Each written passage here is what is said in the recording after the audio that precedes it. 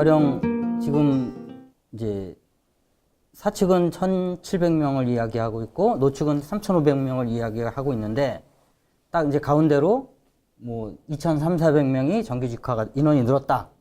이렇게 생각을 해보자고요. 그리고 이렇게 세월이 갔다. 그래서 정권이 바뀌었다. 그래서 좀 이상한, 이제 무시무시한 정부가 들어왔다. 사용자의 입장에 있는 정부가 들어왔다.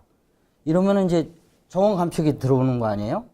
그렇게 되면 이제 다시 구조조정이 시작되는 것인데, 그러니까 인원을 이게 늘려놓는 것이 과연 이익일 것인가? 장기적으로 봤을 때 이런 질문도 나올 수가 있을 것 같아요.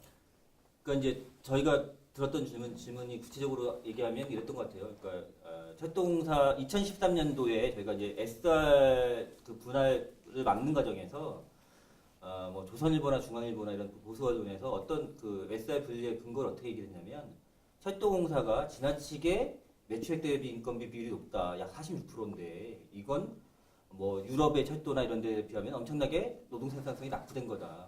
이 개혁이 필요하다라는 이제 논리를 듣고 일부 이제 그 신규 직원들이 어쨌든 이렇게 인건비 뭐 매출액 대비 인건비 비율이 다시 높아질 거 아니냐, 직접 고용이 되면 그러면 외주화의 위험에 다시 노출되는 거 아니냐, 이렇게 문제 제기가 일부 있었던 것 같아요. 근데 사실 이제 되게 저희가 생각하기에는 좀 뭐 개인적으로는 좀 안타까웠던 건 사실은 2013년도에 그거를 반박하는 노조의 자료들도 되게 많았는데 그것들도 좀 같이 논의가 되고 했으면 좋았을 텐데 뭐 조선일보나 중앙일보의 기사만을 보고 이제 얘기되는 게 좀 안타깝고요. 이를테면 매출액 대비 인건비 비율이 노동 생산성을 철도에서 얘기할 수 있는 거냐? 그렇지 않은 거거든요. 이를테면 다른 회사 얘기하면 그런데 서울지하철의 경우에 매출액 대비 인건비 비율이 뭐 70% 정도, 뭐 대구지하철이나 이런 데 같은 경우는 100%가 넘어요.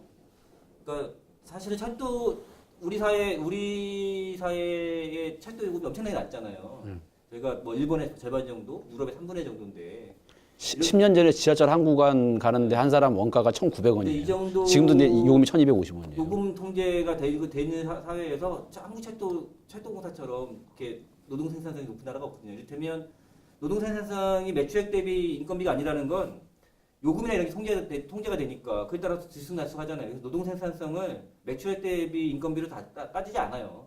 뭐 서울지하철의 인건비 매출액 대비 인건비가 몇 프로야 이거 따지지 않는 이유처럼. 근데 이제 따지는 건 이를테면 철도 노동 생산성 관련해선 뭐 직원당 수송수, 뭐 그다음에 그 영업 거리별 뭐 직원 수 이런 거 따지거든요. 근데 그런 노동 생산성을 따져보면 우리나라가 뭐 일본을 제외하면 유럽의 어떤 나라보다 노동 생산이 높아요. 그리고 이제 가장 결정적으로 문제는 뭐냐면 외주화가 매출 대비 인건비 문제냐, 그렇지 않다는 거죠. 핑계지 핑계. 네.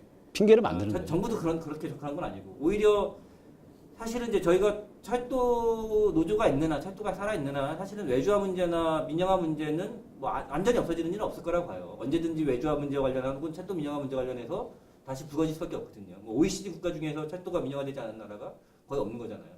부거질 수밖에 없고 보수 세력이 언젠가 집권할 텐데 사실은 매출액 대비 0.1%를 줄이는 게 우리가 혹은 뭐 1%를 줄이는 게 외주화와 관련한 우리가 유리한 고지냐.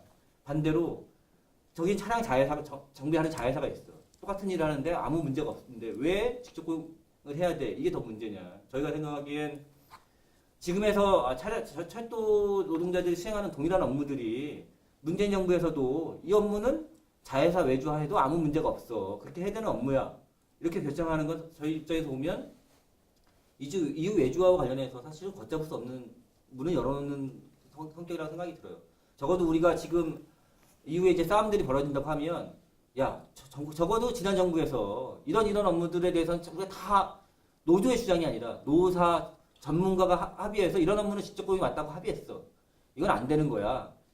더더구나 이건 국민의 생명 안전 업무야.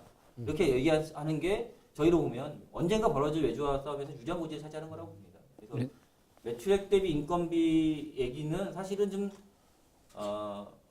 지나치게 뭐 너무 소극적이거나 뭐 보수 언론의 정말 뭐 말도 안 되는 얘기거든요. 그런 얘기.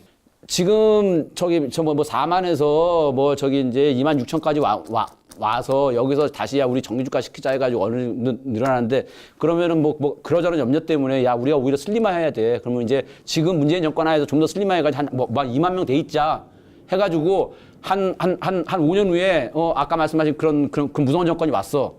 그러면 그 사람들이 야 니네 2만 6천 명이던 거를 2만 명까지 줄였으니까 야 니네는 살려줄게 이렇게 할 거냐? 그러지 않다.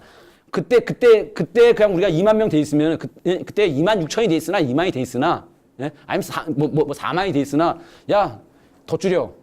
이러는 거거든요. 그래가지고 우리 스스로 알아서 슬림화 한다라고 해가지고 열심히 슬림화 해놓으면은 그때 가가지고 야 니네 잘했어 그런 게 아니라 니네 지금 2만 명이야 무조건 퍼센테이지야. 자 2만에서 자 2천 명 더 줄여 10% 이렇게 가는 거지. 그러니까 누가 그때 가가지고 그래 니네 줄이지 마 하겠냐고요. 그렇게 당해왔죠. 그래도 마지막으로 네. 비정규직 전문가님께서 한마디 더 해주세요. 아니, 그러니까 이제 제가 전문가까지 아니고 제가 이제 외주와 저지 담당 국장은 아니고 제가 이제 비정규직 담당 국장인데요. 사실 이제 저희가 직접 고용 전환과 관련한 관심들만이 많은데 비정규직 문제와 관련해서 뭐 우리가 아무리 요구하는 많은 인원이라고 하더라도 다 직접 고용을 요구하고 있지는 않아요. 근데 철도의 하청 노동자들의 처우는 일반 공기업들보다 훨씬 열악합니다. 그러니까 뭐 사람들이 깜짝깜짝 놀라는 것 중에 이제 저희가 뭐 노동위원회가 가거나 하면 되게 많이 얘기하는 게 아니 그래도 공기업 하청인데 다른 데는 이 정도는 아닌데 무슨 뭐 철화 맞기도 하고 노동시간이 70시간인데다가 휴일은 다 없고 임금은 다 최저임금이고 이래 이런 얘기 많이 하거든요. 사실은 이제 비정규직 사업과 관련해서 뭐 이왕 지금 여러 가지 관심들이 있었다고 하면 사실은 직접 고용 범위뿐만 아니라 철도 내에서의 비정규직 노동자들, 하청 노동자들 혹은 자회사 노동자들이 적정한 인간다운 삶을 할 수 있는 수준은 어느 정도여야 돼. 적어도 공휴일은 보장돼야 돼. 혹은 뭐 정상적인 가정들을 꾸릴 수 있을 정도의 생활임금들은 보장돼야 돼. 이런 데까지 좀 저희 관심이 확장됐으면 좋겠고 실제로 노사자문과협의회에서도 이런 문제들이 중요한 의제입니다. 그래서 이런 문제에 관련해서도 사실은 좀 많은 관심과 뭐 지지나 응원이 있었으면 좋겠다라는 생각이 듭니다. 그 혹시 기간은 언제까지로 잡고 계신 거예요? 원래 그 용역업체 외주 노동자들의 정규직화 관련해서는 정부 가이드라인에 정해진 기한이 없어요. 없고 다만 이제 뭐 정부에서 적어도 올해 안에는 끝냈으면 좋겠다라는 건데 저희가 그 정규직화 관련한 논의를 다른 공공기관보다 가장 먼저 시작을 했어요. 그래서 뭐 저희 입장에서는 이미 한 10개월 가까이 논의를 해왔기 때문에 더 이상 논의를 지지부진하게 끝 수는 없고 적어도 6월 안에 끝낸다라는 게 저희 목표입니다. 그 안에는 좀 마무리 짓자라는 게 생각입니다. 어쨌거나 오늘 이렇게 얘기한 것 때문에 그 많이 그 사람들한테 알려져서 오해가 많이 풀린다거나 아니면 논의가 더 촉발될 수 있었죠.